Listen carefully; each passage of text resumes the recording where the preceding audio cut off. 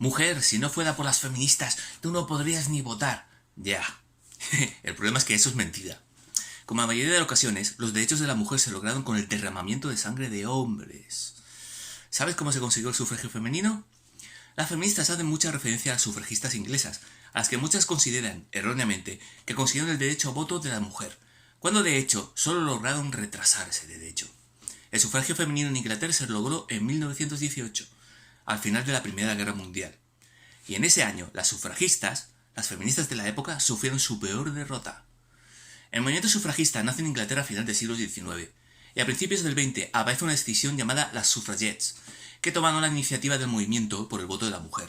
Perseguían el voto censatario, que solo las mujeres de alto estatus social votasen. Pero era un movimiento fuertemente clasista y racista, que de hecho en Estados Unidos evitó que los afroamericanos y otras razas obtuvieran el derecho al voto hasta varias décadas después.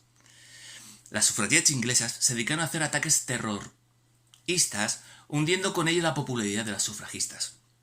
Asimismo, torpedearon varias iniciativas en el Parlamento para otorgar el sufragio universal a todos los ciudadanos, pues ellas creían que los pobres no debían votar.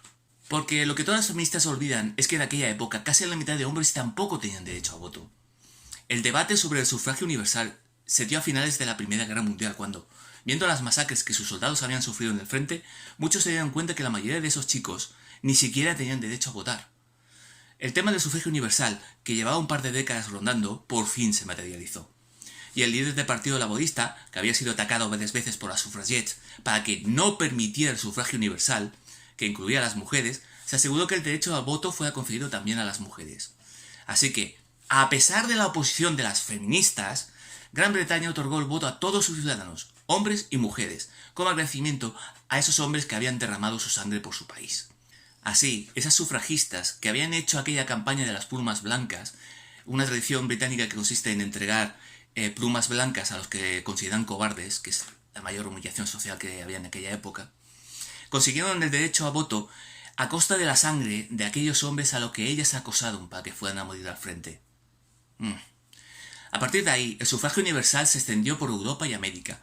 Nunca fue un sufragio femenino, no, fue sufragio universal. Porque la mitad de hombres de aquella época también accedieron al derecho a voto a ese mismo momento.